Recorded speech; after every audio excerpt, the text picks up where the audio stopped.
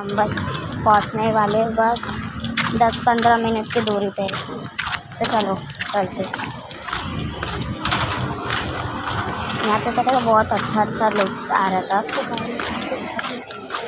ये देखो दिखाती,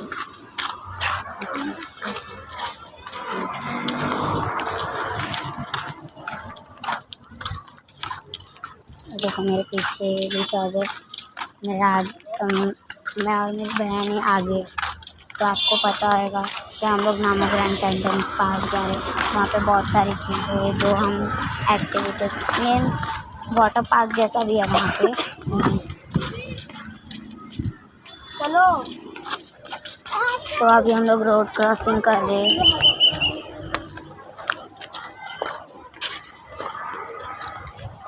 हम रोड क्रॉसिंग कर रहे हैं, तो अभी जैसे कि आप देख सकते हैं।